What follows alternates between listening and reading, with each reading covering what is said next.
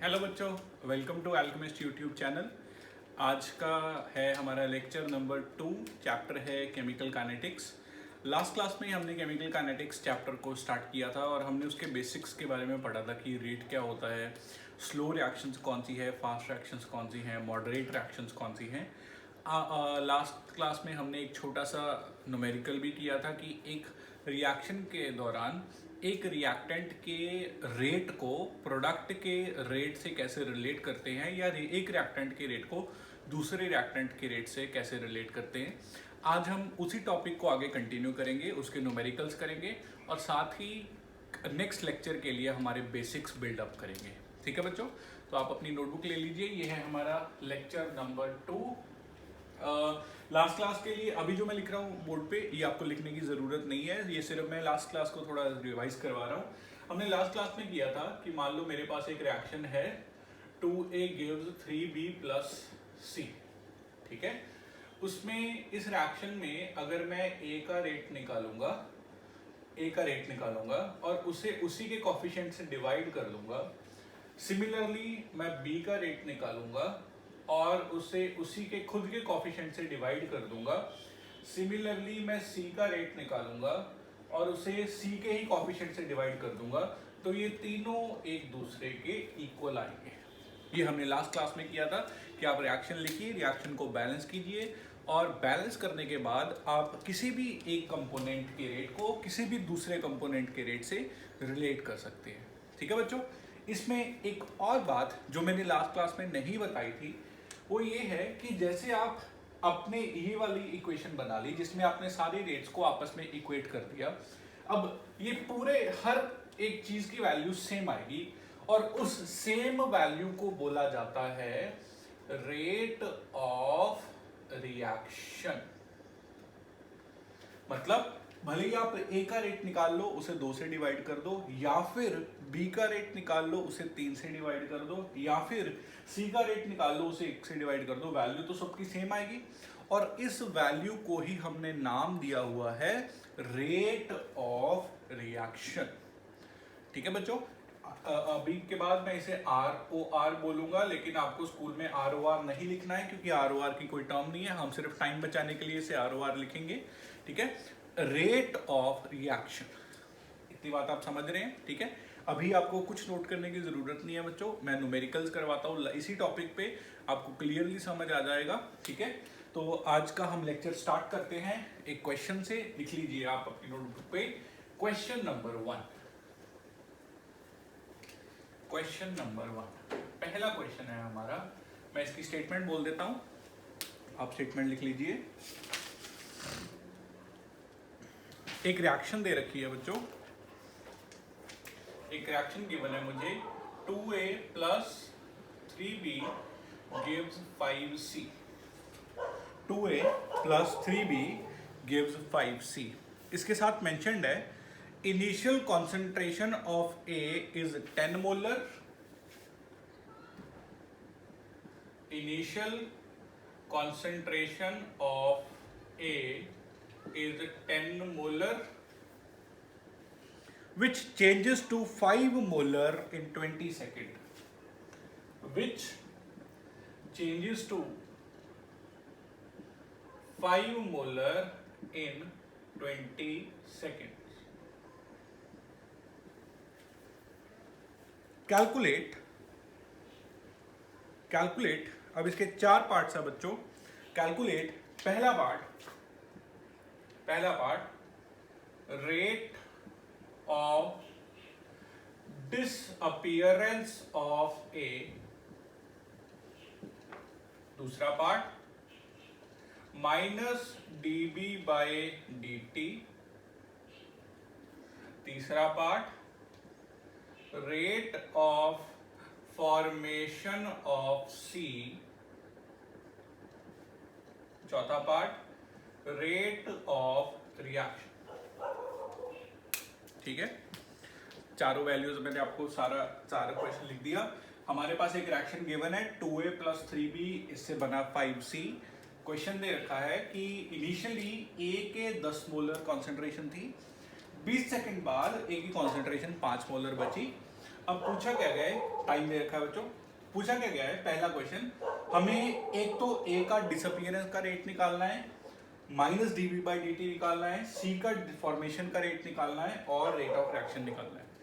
अब बच्चों यहाँ पे दो टर्म्स नहीं आ गई, एक तो डिसअपियरेंस हमने पहली बार सुना है इस चैप्टर में, एक फॉर्मेशन हमने पहली बार सुना है। हम अब तक इसे बोल रहे थे rate of A, rate of B, rate of C.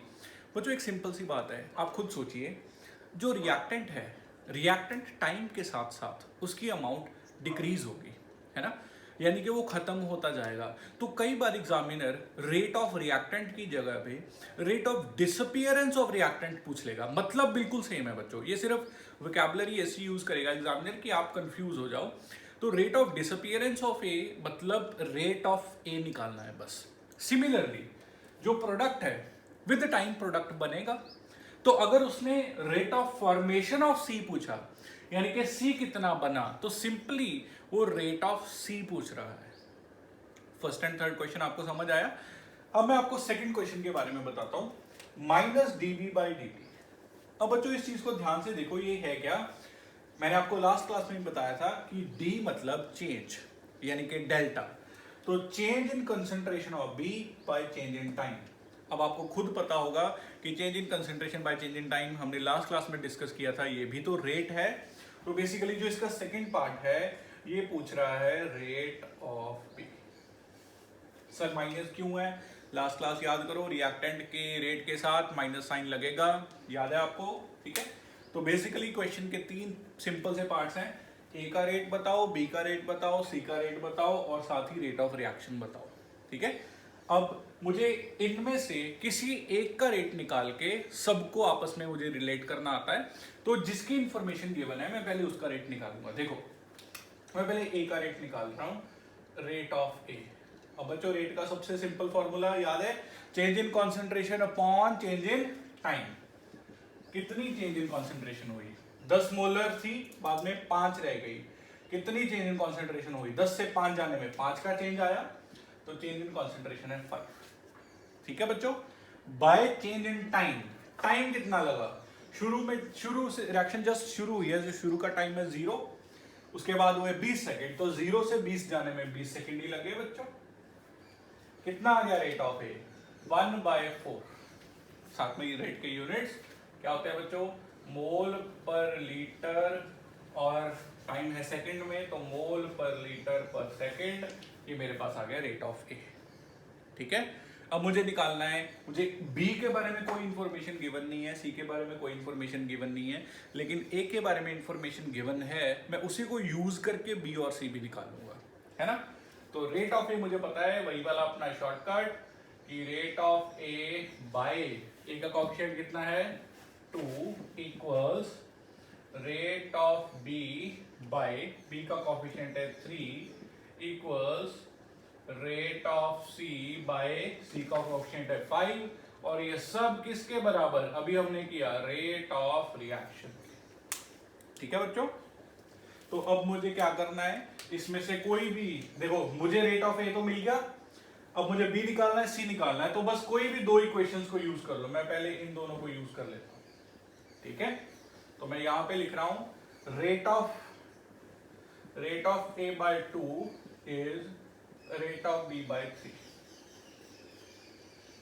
Rate of A कितना है बच्चों, अपने अभी निकाला 1/4, तो 1/4 by 2 is rate of B, rate of B निकालना है मुझे बाय 3 इधर आ गया बच्चों, यहां से रेट ऑफ बी मेरे पास कितना आया, रेट ऑफ बी 3 इधर चला गया, 3/8, यूनिट वही रहेंगे, मोल पर लीटर पर सेकंड। समझ आया बच्चों। तो मैंने इन दोनों को इक्वेट कर दिया, ए का रेट मुझे पता था, बी का रेट आ गया। अब सी का रेट निकालना, तो इन दोनों को इक्वेट कर दो, बी का रेट पता है, सी का रेट आ जाएगा, ठीक है। आप क्वेश्चन अंडरस्टैंड कर रहे हैं बच्चों सारा। मैं क्वेश्चन को इरेज कर देता हूं यहां से, हम सिंपली सॉल्यूशन देखते हैं इसका। तो मेरे पास ए का रेट आ गया, बी का रेट आ गया, सी का रेट के लिए मैं ये चीज यूज कर लेता हूं, rate of B by 3 equals rate of C by 5, ठीक है। रेट ऑफ बी है 3/8/3 equals rate of C by 5, 3 से 3 कट गया, रेट ऑफ सी कितना बच गया बच्चों 5/8। ठीक है, तो रेट ऑफ ए आ गया, रेट ऑफ बी आ गया, रेट ऑफ सी आ गया। लास्ट क्वेश्चन था रेट ऑफ रिएक्शन। अब रेट ऑफ रिएक्शन किसी को भी आपस में इक्वेट कर दो, मैं पहले दो को उठा लेता हूं। रेट ऑफ रिएक्शन किसके बराबर है, रेट ऑफ A/2। तो रेट ऑफ रिएक्शन किसके बराबर है, rate of A/2। Rate of A कितना है 1/4/2, कितना आ गया 1/8 मोल पर लीटर पर सेकेंड। हमारा क्वेश्चन सॉल्व हो गया बच्चों। तो जो इंफॉर्मेशन गिवन थी मैंने उसमें से एक रेट को निकाल लिया, उसको बाकी सब के साथ इक्वेट करके बाकी के रेट को निकाल लिया और सेम इक्वेशन को यूज करके ये रेट ऑफ रिएक्शन निकाल लिया। तो इस टॉपिक में से बहुत ही सिंपल से कॉन्सेप्ट आएंगे बच्चों, बहुत ही बेसिक से कॉन्सेप्ट आपको आपके स्कूल में पढ़ाए जाएंगे और ये बहुत ही बेसिक तरह के इसमें से क्वेश्चन आएंगे। हो जाएगा इतना आपने कर लिया नोट। आप वीडियो को पॉज करके नोट कर लीजिए। मैं रिकमेंड करता हूँ, मैं क्लास में भी बच्चों को यही बोलता हूँ कि अगर आपने एक न्यूमेरिकल समझ लिया तो न्यूमेरिकल का सोल्यूशन बोर्ड से देख के लिखने की ज़रूरत नहीं है बच्चों, क्योंकि जब आपको समझ आ गया, अगर आप समझने के बाद भी बोर्ड से देख के लिख रहे हैं तो ये बहुत बड़ी गलती है। आपको न्यूमेरिकल समझ आया, आप वीडियो तो दोबारा कभी भी दे सकते हो, तो आप उसकी जगह छोड़ दो। जब ये लेक्चर कंप्लीट हो जाएगा तो खुद से न्यूमेरिकल को एक बार ट्राई करना। उससे क्या होगा, उससे कॉन्सेप्ट पे आपकी पकड़ अच्छी होगी। ठीक है बच्चों, आप सेकंड क्वेश्चन खुद से ट्राई कीजिए। मैं एक बार सेकंड क्वेश्चन बोल देता हूं, आप लिखिए। For the formation of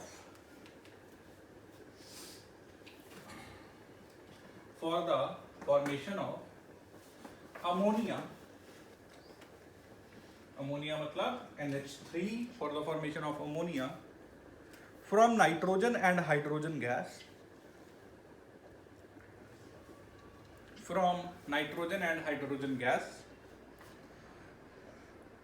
rate of consumption of nitrogen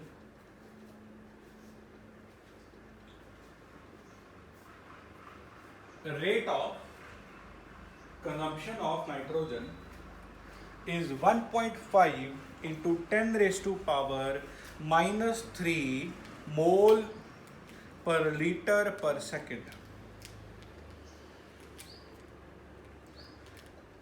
Mole per liter per second. Find rate of reaction. अब इसमें रेट ऑफ नाइट्रोजन दे रखा है, हमें रेट ऑफ नाइट्रोजन को यूज करके रेट ऑफ रिएक्शन निकालना है। सबसे इंपॉर्टेंट बात, पहले तो आपको इसकी इक्वेशन बनानी आनी चाहिए। इक्वेशन में अमोनिया बन रहा है किससे, नाइट्रोजन और हाइड्रोजन से। तो सिंपल सी इक्वेशन बन जाएगी, नाइट्रोजन और हाइड्रोजन मिलके बन गया अमोनिया। अब कॉफिशिएंट्स के लिए इसको बैलेंस करना जरूरी है, 2 नाइट्रोजन यहाँ पे, 3 यहाँ पे। ठीक है, अब रेट ऑफ नाइट्रोजन मुझे गिवन है और रेट ऑफ रिएक्शन पूछा गया है। तो बहुत ही बेसिक क्वेश्चन है बच्चों। हम पहले अपनी शॉर्टकट यूज करते हैं। आपको पता है रेट ऑफ नाइट्रोजन बाय उसका coefficient is rate of hydrogen by उसका coefficient is rate of ammonia by उसका कोफिशिएंट, और ये सब किसके बराबर, रेट ऑफ रिएक्शन के, है ना। अब पूछा क्या गया है, रेट ऑफ रिएक्शन पूछा गया है। तो मुझे ये चीज पता है, मैं इन दोनों को इक्वेट कर देता हूं बच्चों। यहां से आ गया rate of reaction, rate of nitrogen by 1 के बराबर, और रेट ऑफ नाइट्रोजन कितना दे रखा है हमें 1.5 इंटू 10⁻³ बाय 1, तो ये खुद ही आ गया 1.5 इंटू 10⁻³ मोल पर लीटर पर सेकेंड। बहुत ही बेसिक। अगर इसमें से हाइड्रोजन का रेट पूछ लेता तो हम इन दोनों को इक्वेट कर देते, अगर अमोनिया का रेट पूछ लेता तो मैं इन दोनों को इक्वेट कर देता। जो भी मतलब बिल्कुल वो तो बेसिक मैथ्स है। जिन दो का रेट पूछा गया उनको आपस में बस हम इक्वेट कर सकते हैं। हो जाएगा बच्चों ये क्वेश्चन, नोट कर लिया आपने, बोर्ड से देख के आप नोट कर सकते हैं। चलो तीसरा question.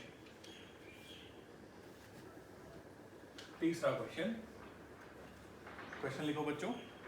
For a gas based reaction, for a gas based reaction, reaction दी हुई है 2A gas gives 3B gas. For a gas based reaction 2A gas gives 3B gas. Pressure of A changes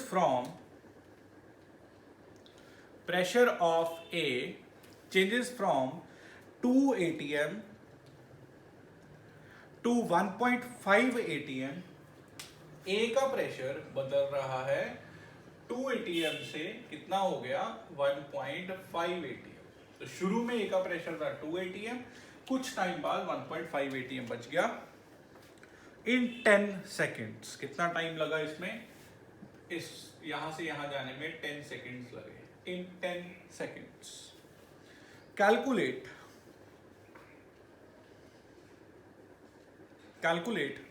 3 parts हैं इसके। पहला, rate of reaction in mole per litre per second. दूसरा,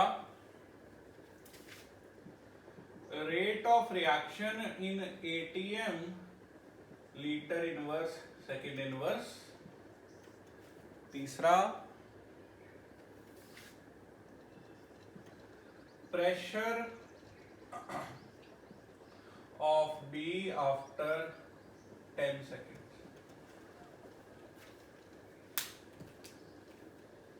pressure of B after 10 seconds. ठीक है बच्चों। अब देखो, pressure आपको याद होगा, कल मैंने बताया था कि रेट या तो होता है change in concentration by time या होता है change in pressure by time. तो रेट को किसी भी तरह से देख सकते हैं। पहले मैं change in pressure by time की टर्म से डिफाइन करता हूं। ठीक है, मेरे पास इक्वेशन है 2A gas gives 3B gas. तो इसको मैं ऐसे लिख सकता हूं, एक सेकंड मार्क कर देख लेते हैं कौन सा।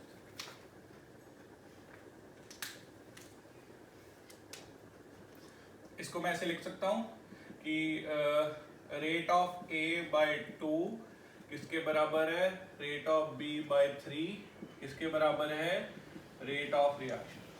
ठीक है, अब मुझे इंफॉर्मेशन A के बारे में पता है तो मैं रेट ऑफ ए अलग से निकाल लेता हूं। रेट ऑफ ए कितना आएगा बच्चों, कितना चेंज हो रहा है 2 एटीएम से 1.5 एटीएम, कितने का चेंज आया 0.5 एटीएम का।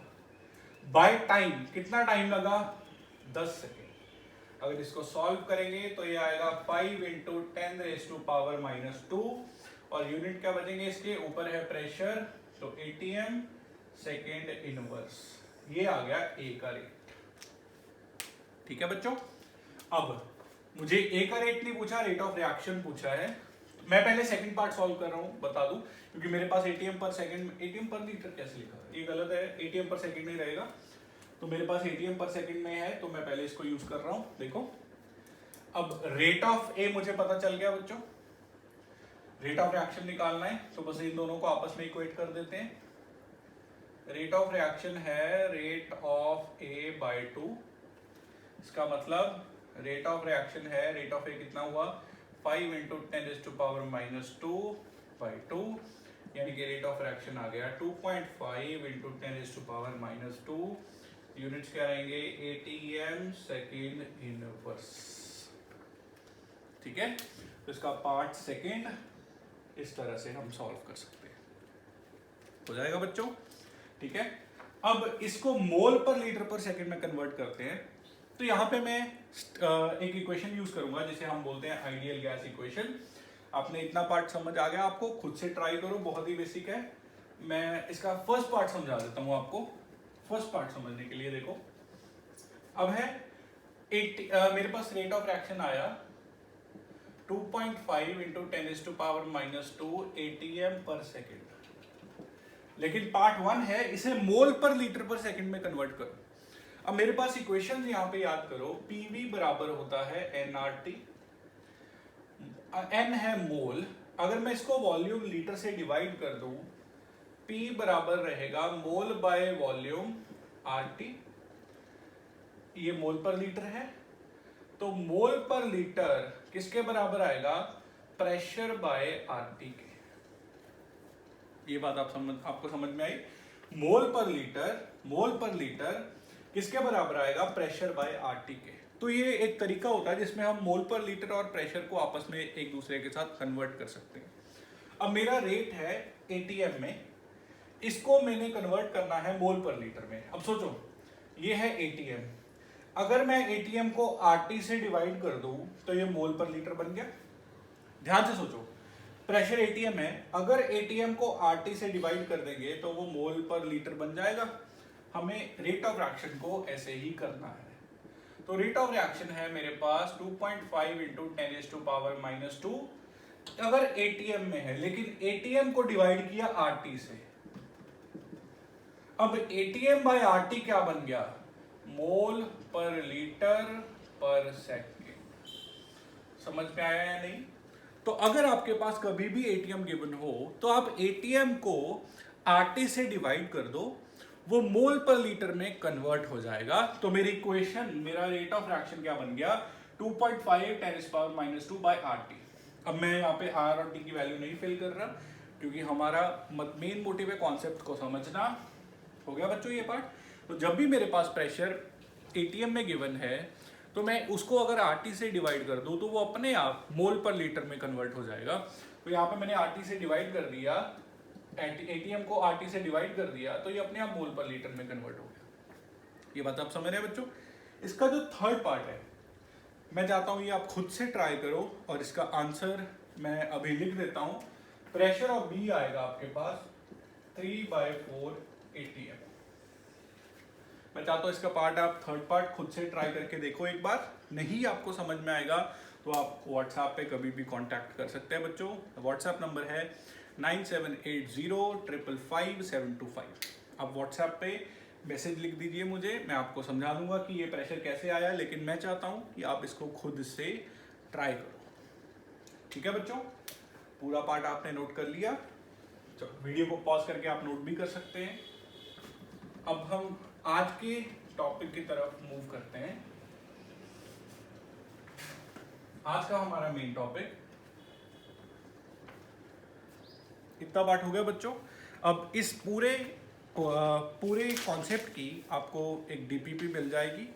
लास्ट क्लास में मैंने लास्ट लेक्चर के बाद डीपीपी इसलिए नहीं दी थी क्योंकि हमने न्यूमेरिकल एक बार डिस्कस नहीं किए थे। आज हमने न्यूमेरिकल भी डिस्कस कर लिए, तो अब आपको डीपीपी करने में बहुत ईजिली आप डीपीपी को सॉल्व कर लेंगे। तो आज ही मैं ग्रुप में एक डीपीपी भी शेयर कर दूंगा। ठीक है बच्चों? इतना पार्ट हो गया आपके पास। अब आप हेडिंग लिख लीजिए, different type of rates. Different type of rates.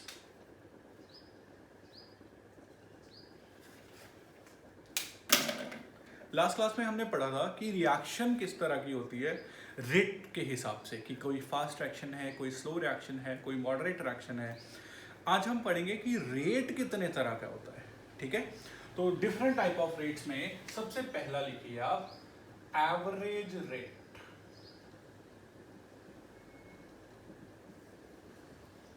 Average. अब बच्चों जैसे कि आप फिजिक्स की एक बात लगाओ, फिजिक्स में आपने जब स्पीड पढ़ी होगी तो आपने दो तरह की स्पीड पढ़ी होगी। एक पढ़ी होगी एवरेज स्पीड और एक पढ़ी होगी इंस्टेंटेनियस स्पीड। और अगर आप फिजिक्स अच्छे से करी है आपने +1 में तो शायद आपको दोनों का डिफरेंस भी अच्छे से समझ आ गया होगा। कि मान लो एवरेज क्या होता है कि मेरे पास एक टाइम इंटरवल दिया हो। अब वो टाइम इंटरवल 10 सेकंड का भी हो सकता है, 10 घंटे का भी हो सकता है, लेकिन मेरे पास एक दो टाइम की वैल्यूज के बीच का टाइम हो, उसको टाइम इंटरवल बोलते हैं। और उस पूरे टाइम इंटरवल में कितनी रेट रहा, कितनी स्पीड रही, उसको हम बोलते हैं एवरेज स्पीड। लेकिन इंस्टेंटेनियस स्पीड में कोई टाइम इंटरवल नहीं होता। इंस्टेंटेनियस स्पीड में एक पर्टिकुलर टाइम होता है। अब इसको मैं आपको एक एग्जांपल के तौर पे समझाता हूँ। मान लीजिए आप बाइक पे या गाड़ी पे पटियाला से दिल्ली का डिस्टेंस ट्रैवल करते हैं। ठीक है? तो पटियाला से दिल्ली का डिस्टेंस टोटल आपको 300 किलोमीटर का डिस्टेंस कवर करने में आपको लगे 6 घंटे।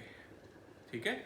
तो ये 6 घंटे एक टाइम इंटरवल है जिसमें पहला टाइम है 0 मिनट्स और लास्ट 0 आवर्स और लास्ट टाइम है 6 आवर्स। तो 0 से 6 आवर के बीच का एक टाइम इंटरवल हो गया। अब अगर आपको इस टाइम इंटरवल की स्पीड निकालनी है तो आप कैसे निकाल लेंगे? टोटल डिस्टेंस यानी कि 300 किलोमीटर्स बाय टोटल टाइम यानी कि 6 आवर, तो आपके पास आएगा तकरीबन 50 किलोमीटर पर आवर। ये आ गया आपके पास एवरेज स्पीड, ठीक है।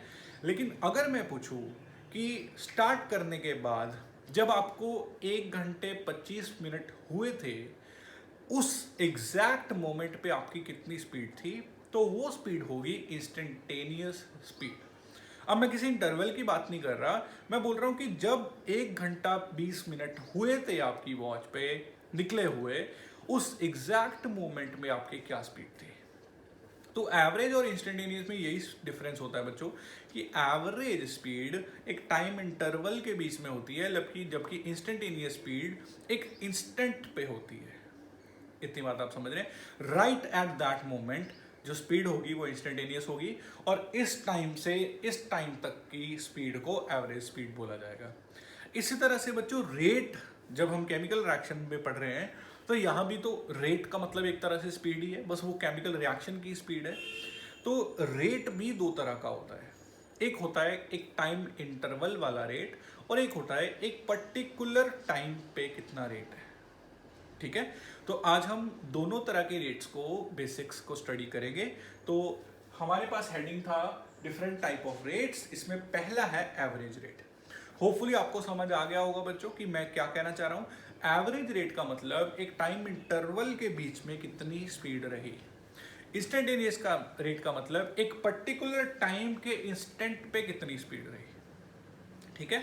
तो पहले हम पढ़ेंगे एवरेज रेट, आप इसके बारे में लिख लीजिए। Rate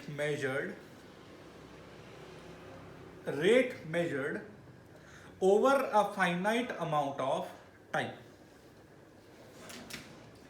Rate measured over a finite amount of time is known as average rate.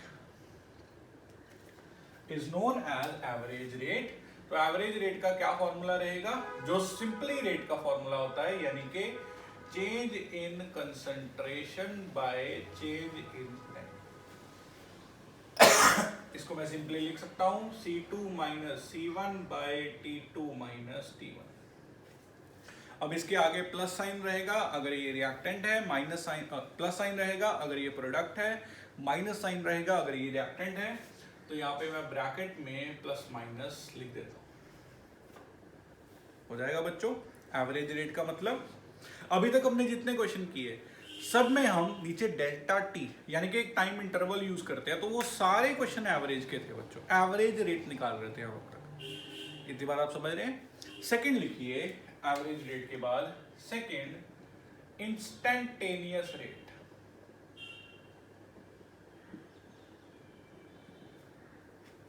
Instantaneous rate, इसके बारे में लिखिए बच्चों। रेट मेजर्ड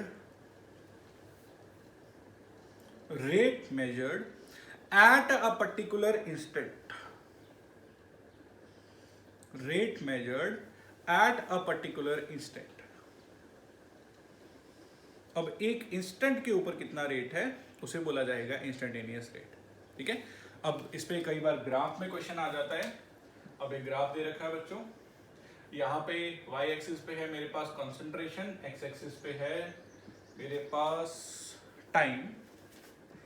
अब रिएक्टेंट की कंसंट्रेशन आपको याद होगी, रिएक्टेंट शुरू में एक पॉइंट से डिक्रीज करता जा रहा है, ठीक है। तो रिएक्टेंट की कंसंट्रेशन ऐसे कम होती जा रही है। अब पूछा गया कि इस पॉइंट पे ये जो टाइम इंटरवल, ये जो टाइम का इंस्टेंट है, इस पॉइंट पे इंस्टेंटेनियस रेट बताओ। तो आपको बहुत ही एक सिंपल सी चीज करनी है, जैसे आप फिजिक्स में करते थे कि आपको क्या करना है, इस पॉइंट पे एक टेंजेंट ड्रॉ करना है। वो टेंजेंट यहां पे कुछ कट करेगा, y एक्सिस पे भी कुछ कट करेगा। आपको इस टेंजेंट की स्लोप फाइंड आउट करनी है। अब आपको स्लोप का फॉर्मूला आना चाहिए, y axis by x axis. आपको इस टेंजेंट की स्लोप फाइंड आउट करनी है, और जो उसकी स्लोप होगी वही होगा आपका इंस्टेंटेनियस रेट। मैं दोबारा बता रहा हूं, अगर इंस्टेंटेनियस रेट पे आपको क्वेश्चन एग्जामिनर ग्राफ की फॉर्म में देता है तो आपको मान लो यहां पे पूछा, मान लो ये मेरे पास ये वाला पॉइंट 3 मिनट का है, मैं 3 मिनट्स में डिफाइन कर देता हूं, मान लो ये 3 मिनट है, तो एग्जामिनर पूछे कि 3 मिनट पे कितनी स्पीड थी, तो आपको 3 मिनट पे जो ग्राफ है उस पे एक टेंजेंट ड्रॉ करना है, उस टेंजेंट की आपको स्लोप निकाल लेनी है, वो जो स्लोप है वही आपका इंस्टेंटेनियस रेट है। इतनी बात समझ रहे हैं? स्लोप का मैं फॉर्मूला भी लिख देता हूं। स्लोप का फॉर्मूला क्या रहता है बच्चों? y एक्सिस पे जितनी वैल्यू है बाय x एक्सिस पे जितनी वैल्यू है। अब जैसे ये लाइन यहाँ पे जा रही है, तो जो यहाँ पे कट करेगा y एक्सिस बाय जो यहाँ पे कट करेगा x एक्सिस, डिवाइड करके आपको स्लोप पता चल जाएगी। ठीक है, तो इंस्टेंटेनियस रेट निकालने के लिए ग्राफ में से आपको जिस पॉइंट पे भी इंस्टेंटेनियस रेट पूछा गया है वहां पे आपको टेंजेंट ड्रॉ करना है, उस टेंजेंट की स्लोप निकालनी है, वही स्लोप आपकी होगी इंस्टेंटेनियस रेट। इतनी बात आप समझ रहे हैं? तीसरा रेट जो केमिस्ट्री में आप स्टडी करेंगे, एवरेज हो गया, इंस्टेंटेनियस हो गया, तीसरा रेट, तीसरी टाइप लिखिए बच्चों, इनिशियल रेट। इनिशियल रेट, तीसरा रेट है इनिशियल रेट। अब जैसे बच्चों इसके नाम से ही पता चल रहा है, इनिशियल रेट मतलब बिल्कुल शुरू में रिएक्शन की क्या स्पीड थी। अब कई बच्चे सोचते होंगे कि सर रिएक्शन की स्पीड तो फिक्स ही होती है। नहीं बच्चों, रिएक्शन की स्पीड भी वेरी करती है टाइम के साथ। ये हम हमारे नेक्स्ट लेक्चर का यही टॉपिक है, इनफैक्ट आगे वाले काफ़ी चैप्टर का यही पूरा टॉपिक है कि टाइम के साथ वेरिएशन कैसे होती है रेट की। अभी के लिए आप सिर्फ समझ लीजिए कि इनिशियल रेट कुछ अलग है बाकी सब रेट से। तो इनिशियल रेट का मतलब क्या है? इनिशियल मतलब स्टार्टिंग में, तो स्टार्टिंग में जो रेट था रिएक्शन का वही इनिशियल रेट कहलाता है। स्टार्टिंग में टाइम कितना था? t 0। तो इनिशियल रेट का मतलब क्या है? Rate at t equal to 0। इस टॉपिक में से जेई में क्वेश्चन आते हैं, मैं आपको जेई के क्वेश्चन की एक वैरायटी करवा देता हूँ, एक एग्जांपल करवा देता हूँ। लेकिन इनिशियल रेट का मतलब क्या है? बिल्कुल शुरू वाला रेट। और बिल्कुल शुरू में टाइम कितना था बच्चों? 0। तो 0 मिनट पे, 0 सेकंड पे कितना रेट था, उस रेट को बोला जाएगा इनिशियल रेट। ठीक है बच्चों, तो ये 3 तरह के रेट्स हमें स्टडी करने थे। इन 3 तरह के रेट्स में हम आगे का चैप्टर हमारा इन 3 तरह के रेट्स में से ही बार बार अलग अलग चीज़ें यूज़ करेंगे हम लोग। तो इनिशियल रेट में से मैं एक क्वेश्चन करवा देता हूँ, आप एक क्वेश्चन लिख लीजिए। क्वेश्चन जो है, आप एक क्वेश्चन लिख लीजिए। Concentration of a reactant, concentration of a reactant decreased with the time, concentration of a reactant decreased with the time as follows: C equals 5 plus 30t minus 5t square. तो मुझे concentration और time की एक equation दे रखी है बच्चों। Question है, इसके 2 पार्ट्स हैं। क्वेश्चन का पहला पार्ट है फाइंड इनिशियल रेट, दूसरा पार्ट है find rate at t equals to 20 second. ठीक है, तो इसके 2 पार्ट्स हैं, एक तो इनिशियल रेट पता करना है और एक टाइम जब 20 सेकेंड था तब रेट पता करना है। अब देखो बच्चों, ये जो इक्वेशन है ये कंसंट्रेशन की टर्म में है। अब कंसंट्रेशन को रेट कैसे बनाना होता है, आप याद करो, कंसंट्रेशन को रेट कैसे बनाना होता है। रेट क्या है? Change in concentration by change in time, यानी कि delta C by delta T या फिर D C by D T. Derivation बोल रहा हूँ, differentiation of C by differentiation of T. अब यहाँ पे हमें डिफरेंशिएशन यूज करनी है क्योंकि हम डेल्टा की फॉर्म में इस इक्वेशन को सॉल्व नहीं कर सकते। तो पहले मैं रेट का डेफिनेशन लिखूंगा, rate is DC by D. अब मुझे क्या करना है? बस इसका c की वैल्यू फिल करनी है यहाँ पे और डिफरेंशिएशन करनी है। फिजिक्स में आपने बहुत क्वेश्चन किए होंगे बच्चों ऐसे। d by D T of c कितना है? 5 plus 30t minus 5t square. Differentiation तो करनी आती है ना बच्चों। कांस्टेंट की डिफरेंशिएशन कितनी होती है? 0, 30 dt बाई dt 1 आ गया, माइनस ये कितना आएगा, स्क्वायर आ गया 10t।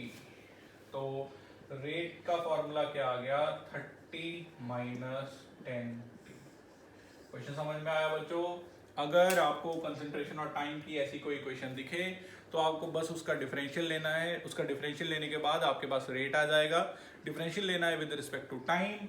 तो रेट आ गया मेरे पास, अब बस इसमें वैल्यू फिल करनी है। देखो इनिशियल रेट की इक्वेशन क्या है, रेट है 30 माइनस 10t। इनिशियल रेट का मतलब टाइम कितना होगा, 0, तो बस 0 फिल कर दो। टाइम 0 फिल किया तो ये सारा हो गया 0, तो रेट कितना आ गया, सिंपली 30।